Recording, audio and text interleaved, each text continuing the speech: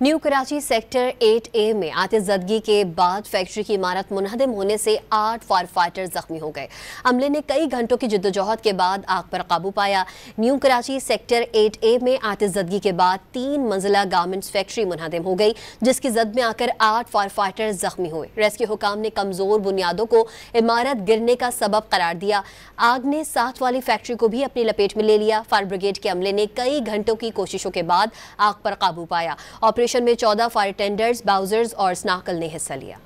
New Karachi sector 8A में आतिशबाजी के बाद फैक्ट्री की इमारत मुनहदम होने से 8 फायर फाइटर जख्मी हो गए।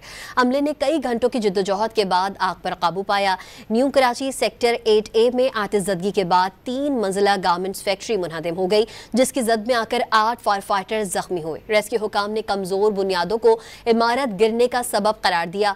आग ने साथ वाली फैक्ट्री को भी अपनी लपेट में ले लिया। फायर ब्रिगेड के अमले ने कई घंटों की कोशिशों के बाद आग पर काबू पाया। ऑपरेशन में 14 फायर टेंडर्स, बाउजर्स और स्नाकल ने हिस्सा लिया।